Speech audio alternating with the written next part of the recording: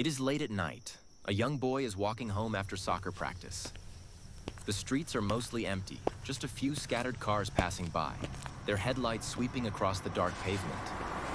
Every step he takes echoes in the quiet, and there's this sense that the whole neighborhood has settled in for the night. He can feel the cool air on his face, and every now and then, a gust of wind rustles the leaves in the trees, making him pull his jacket a little tighter around himself. He suddenly has a strange, chilling feeling. It's as if someone is following him. He slowly turns back and road is completely empty. Now he feels like he's the only person on Earth, and it sends chills down his spine. He glances up at the sky. Clouds drift across the moon, sometimes covering it completely, sometimes letting it shine down in patches.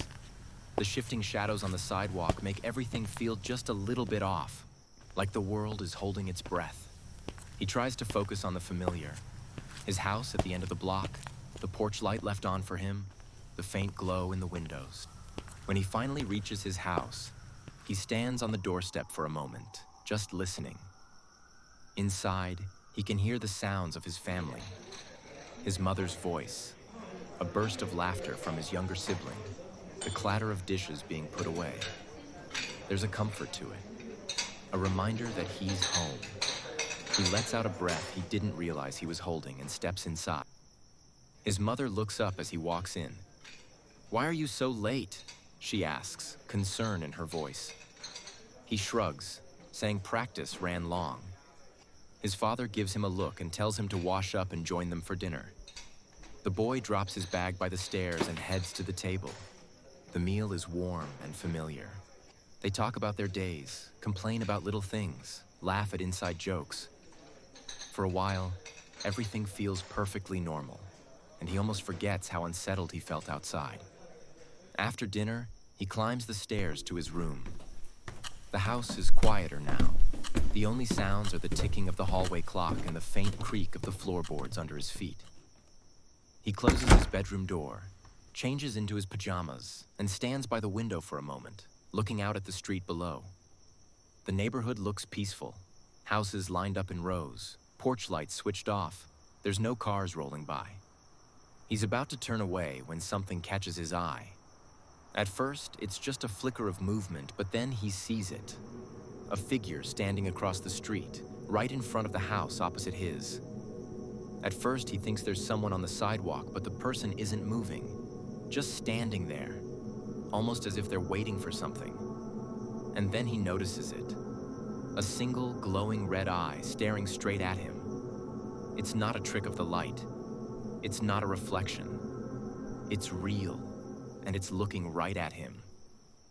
He feels a chill run down his spine. He quickly closes the curtains, trying to block out the sight, but the image is burned into his mind. He crawls into bed, pulling the covers up to his chin, but every time he closes his eyes, he sees that red eye staring back at him. He tries to tell himself it's nothing, maybe a tail light, maybe someone's phone, but he can't shake the feeling that something is wrong. Eventually, exhaustion takes over, and he drifts off into a restless sleep. Sometime in the middle of the night, he wakes up. His mouth is dry, and he realizes he's really thirsty. He lies there for a moment, listening to the silence. The house is so quiet, it's almost like it's holding its breath. He can hear the faint hum of the refrigerator downstairs, the occasional creak as the house settles, his own heartbeat thumping in his chest. He doesn't want to get out of bed, but he knows he won't be able to sleep until he gets some water. So he pushes back the covers, stands up, and opens his bedroom door as quietly as he can. The hallway is dark, and the air feels colder than before. He tiptoes down the stairs, each step sounding impossibly loud in the silence. In the kitchen, he grabs a glass from the counter and fills it at the tap. The water splashes and echoes in the quiet room. He drinks slowly, savoring the cold water, but the silence is so deep that every swallow seems to echo off the walls. For a second, he wonders if anyone else in the house can hear him, or if something outside can. He then glances at the kitchen window.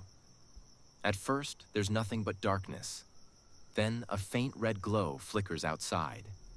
He steps closer, peering into the night. Suddenly, the red eye darts toward the window, impossibly fast.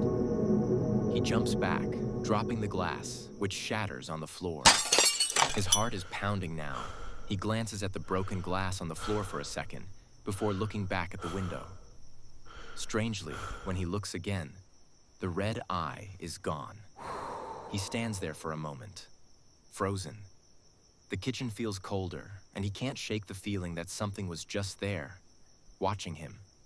He quickly cleans up the broken glass, not even caring about the mess, and runs back upstairs without turning back for even a second. Every shadow seems to shift as he passes, and every sound makes him jump. He locks his bedroom door behind him, crawls into bed, and pulls the covers over his head.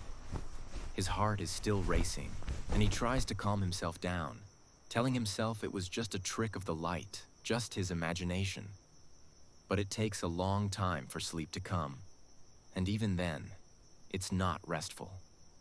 Moments after drifting into sleep, he dreams about walking up the stairs, just like before. The house feels different in the dream, bigger, darker, almost endless. Suddenly, something cold and invisible grabs his leg and yanks him backward. He tumbles down the steps, the world spinning, and he wakes up gasping for air, sweat clinging to his skin.